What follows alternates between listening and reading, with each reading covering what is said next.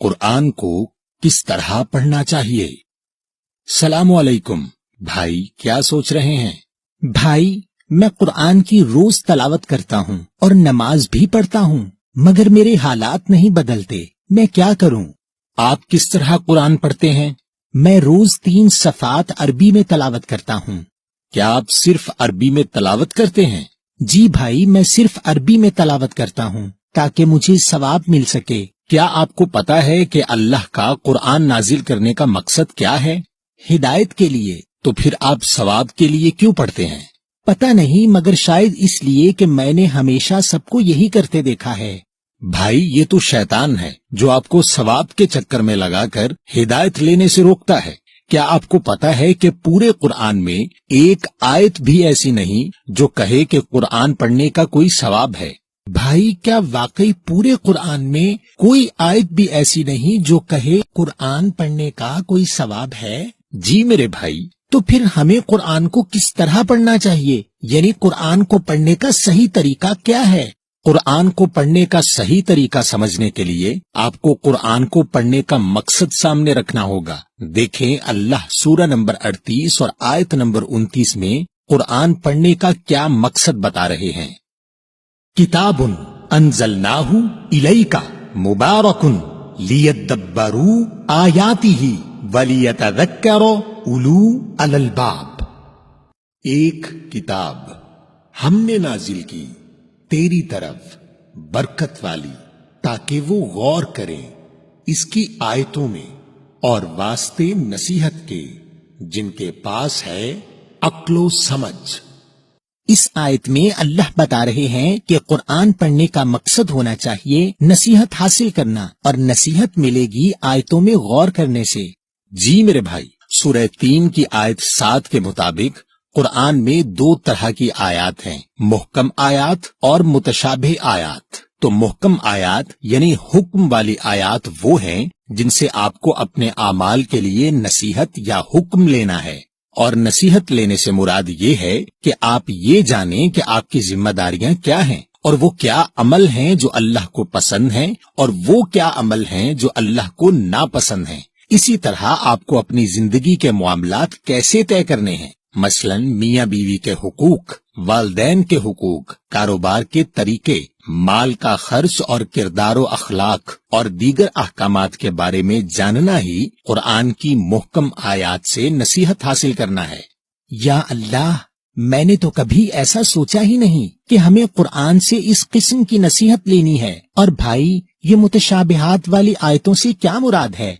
मुतशाबिह के मानी मिलती जुलती। अल्लाह ने इन आयात को सूरह 39 की आयत 23 में अहसन हदीस कहा है, और हदीस के मानी है वाकया। तो अल्लाह ने मुतशाबिहात वाली आयात इसलिए दी है कि हम इन आयात में दिए गए वाकयात को अपनी जात से मिलाकर देखें और अपने लिए नसीहत तलाश करें। देखें, अल्लाह सूरह नंबर 21 की आयत नंबर 10 में क्या कह रहे हैं। लक़द अंज़लना इलैकुम किताबन फीही ज़िक्रुकुम अफला ताकिलून। बेशक नाजिल की हमने तुम सब की तरफ एक किताब, बीच इसके तुम सबका जिक्र है, क्या नहीं तुम अक्ल लेते। इस आयत के मुताबिक तो अल्लाह की किताब में हमारा ही जिक्र है। जी भाई, तो इस आयत के मुताबिक हमें अल्लाह की किताब में अपना जिक्र तलाश करना है, यानी अल्लाह की किताब को कहानी की किताब नहीं समझना। यानी कुरान में मुतशाबिह आयात यानी अहसन हदीस पढ़ते हुए ये नहीं समझना कि अल्लाह ने हमें ये किताब माजी के किस्से पढ़ने के लिए दी है, बल्कि ये देखना है कि कुरान में लिखी इस बात का हमसे क्या ताल्लुक है। यानी जो गलती कुरान में बयान लोगों ने की, कहीं हम वही गलती दोहराकर उन्हीं लोगों में शामिल तो नहीं हो रहे। यानी जब कुरान में किसी कौम या लोगों का जिक्र आए तो उसको सिर्फ माजी का किस्सा न समझें, बल्कि अपनी जात से जोड़ें। मसलन जब फिरौन का जिक्र आए तो समझें कि फिरौन तो एक अल्लाह की आयत के मुकाबले में तकब्बुर करने वाले का किरदार था। ये उस दौर में भी था और हर दौर में नजर आएगा। ہمیں بس یہ دیکھنا ہے کہ کہیں ہم تو فرعون نہیں بن رہے، یعنی اللہ کی آیت میں دیے گئے اللہ کے حکم کے مقابلے میں اپنی ذاتی رائے کو اہمیت دے کر تکبر تو نہیں کر رہے۔ تو میرے بھائی، اس طرح جب ہم اللہ کی آیات اپنے ذکر یا نصیحت کے لیے پڑھیں گے تو ہی ہمیں اللہ کی کتاب سے ہدایت ملے گی۔ بھائی، آپ کی اس وضاحت کے بعد تو مجھے قرآن سمجھنے کے لیے آسان لگ رہا ہے، مگر لوگ کہتے ہیں کہ قرآن ایک مشکل کتاب ہے۔ بھائی، یہ تو شیطان ہے جو قرآن کو مشکل کتاب کہتا ہے۔ دیکھیں اللہ سورہ نمبر 54 کی آیت 17 میں کیا کہہ رہے ہیں، وَلَقَدْ يَسَّرْنَا الْقُرْآنَ لِلذِّكْرِ فَهَلْ مِن مُدَّكِرٍ، اور بے شک ہم نے آسان کر دیا قرآن کو نصیحت کے لیے، پھر ہے کوئی کہ سمجھے۔ بھائی، اس آیت میں تو اللہ کہہ رہے ہیں کہ قرآن آسان ہے ذکر یعنی نصیحت کے لیے۔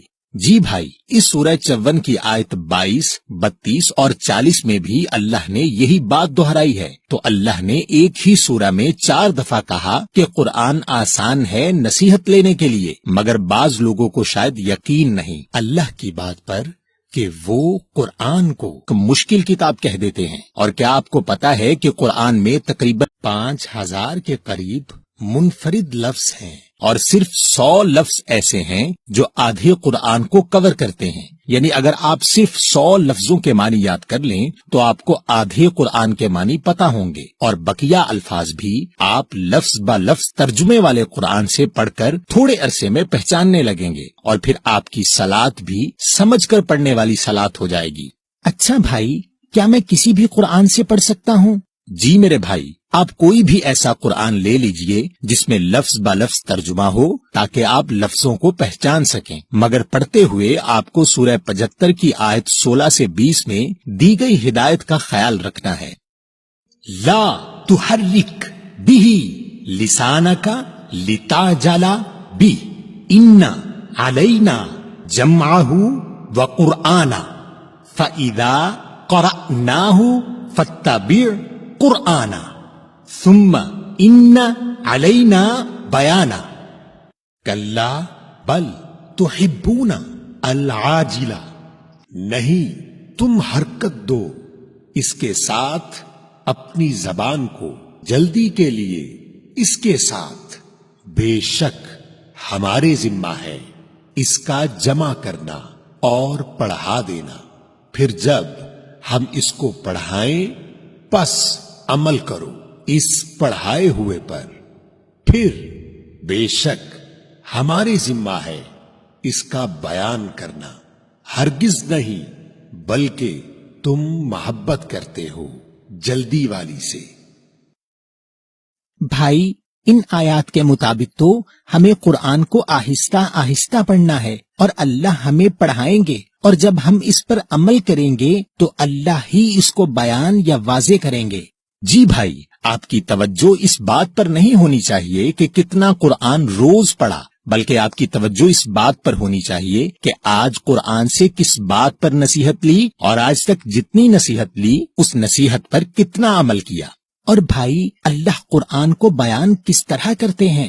بھائی، جب آپ قرآن سے نصیحت لے رہے ہوتے ہیں اور آپ کے سامنے ان احکامات سے جڑا کوئی معاملہ آ جاتا ہے تو اللہ قرآن سے آپ کو نہ صرف حق یعنی سچ بتاتے ہیں بلکہ ان آیات کی بہترین تفسیر بھی کر دیتے ہیں، اور آپ انسانوں کی لکھی ہوئی تفسیر پڑھ کر گمراہ ہونے سے بچ جاتے ہیں۔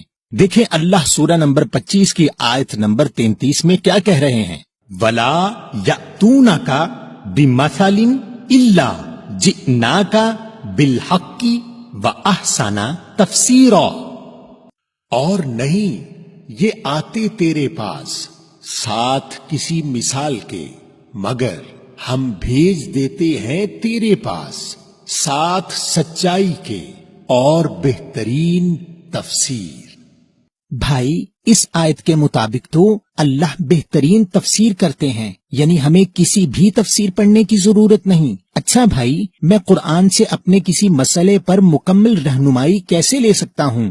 اللہ نے قرآن کو انسانی نفسیات کے مطابق رکھا ہے اور اسی بنیاد پر آپ کے اسکول کا طریقہ ہے. یعنی جب آپ اسکول جاتے ہیں تو پہلے انگلش کا پیریڈ ہوتا ہے، پھر اردو کا ہوتا ہے، پھر سائنس کا ہوتا ہے، پھر حساب کا ہوتا ہے. یعنی ہر تھوڑی دیر کے بعد موضوع بدل جاتا ہے تاکہ آپ بور نہ ہوں. تو ایک دن میں آپ تھوڑی سائنس، تھوڑا حساب، تھوڑی اردو وغیرہ سیکھتے ہیں. مگر جب امتحان کی تیاری کرتے ہیں تو ساری پڑھی ہوئی اردو ایک جگہ کرتے ہیں، ساری سائنس ایک جگہ کرتے ہیں اور دیگر تمام موضوع الگ الگ کر کے پڑھتے ہیں. اسی طرح قرآن میں ہر لفظ ایک موضوع ہے. مثلا طلاق کا لفظ قرآن میں سورہ بقرہ نمبر 2 اور سورۃ الحجرات نمبر 33 اور سورۃ الطلاق نمبر 65 میں آیا ہے. تو جب آپ کو طلاق کے موضوع کو سمجھنا ہے تو آپ کو ان تمام آیات کو اکٹھا کرنا ہوتا ہے اور پڑھنا ہوتا ہے. اس سے آپ کو پورا موضوع سمجھ میں آ جاتا ہے اور پھر کوئی آپ کو گمراہ نہیں کر سکتا. کیونکہ اگر کوئی شخص کوئی بات اپنے پاس سے کرے تو آپ کہیں گے کہ میں نے اس موضوع پر تمام آیات قرآن سے پڑھی ہیں، اور اگر آپ سچے ہیں تو قرآن سے ثابت کرو. تو اس طرح آپ گمراہ ہونے سے بچ جاتے ہیں. لیکن بھائی ہم اس طرح موضوع کے اوپر آیات کیسے ڈھونڈیں گے؟ بھائی یہ بہت آسان ہے. اب بازار میں ایسی کتابیں مل جاتی ہیں اور موبائل ایپ بھی دستیاب ہیں جو ہر لفظ کے اوپر تمام آیات دکھا دیتی ہیں، جو آپ کسی بھی لفظ با لفظ ترجمے والے قرآن سے پڑھ سکتے ہیں. اور بھائی قرآن پڑھنے کا بہترین وقت کیا ہے؟ آپ سورہ نمبر 73 کی آیت 1 سے 4 تک اور سورہ نمبر 17 آیت نمبر 78 دیکھیں. یا ایہا المزمل قمی اللیل الا قلیلا نصفہ اوی انقص منہ قلیلا او زد علیہ ورتلی القرآن ترتیلا. اے لپیٹنے والے، قیام کر رات کو مگر تھوڑا سا حصہ، اس کی آدھی 12 بجے، یا کم کر دو اس میں سے تھوڑا سا یا زیادہ، اس پر اور پڑھا کرو قرآن کو ٹھہر ٹھہر کر. اقیمی الصلاۃ لدلوک الشمس الی غسق اللیل وقرآن الفجر ان قرآن الفجر کان مشہودا. قائم کرو صلاۃ ڈھلنے سے سورج کے طرف اندھیرے رات کے، اور قرآن فجر کو، بے شک قرآن فجر کا ہے گواہی دیا گیا. بھائی اللہ نے قرآن پڑھنے کے 2 بہترین وقت بتائے ہیں. ایک جب رات ہو جائے تو پڑھیں، چاہے رات 12 بجے تک پڑھیں یا چاہیں تو تھوڑا کم یا تھوڑا زیادہ کر لیں، اور دوسرا فجر کا وقت. جی بھائی، ان دونوں اوقات میں آپ دنیاوی مصروفیات سے فارغ ہوتے ہیں اور اللہ کی کتاب کو توجہ سے پڑھ سکتے ہیں. اور یاد رکھیں کہ قرآن دنیا کی وہ واحد کتاب ہے جو آپ پر فرض ہے ہدایت کے لیے. دیکھیں اللہ آپ کو سورہ نمبر 28 اور آیت نمبر 85 میں کیا کہہ رہے ہیں.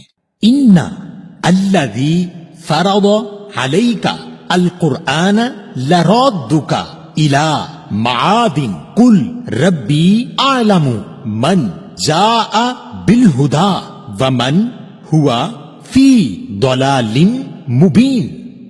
بے شک جس نے فرض کیا تم پر قرآن، وہ تمہیں پھیر لائے گا طرف منزل کے.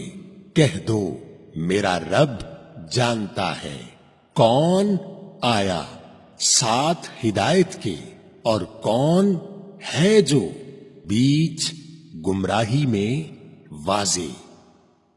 بھائی آپ کا بہت شکریہ کہ آپ نے بتایا کہ قرآن ہم پر فرض ہے ہدایت لینے کے لیے، اور ہمیں ہدایت تب ملے گی جب ہم آیات کو آہستہ آہستہ اور اپنی ذات سے جوڑ کر نصیحت لینے کے لیے پڑھیں گے کسی بھی لفظ با لفظ ترجمے والے قرآن سے. تو پھر ہمیں علم دینا اللہ کی ذمہ داری ہے اور ہمیں ملی ہوئی نصیحت پر عمل کرنا ہے.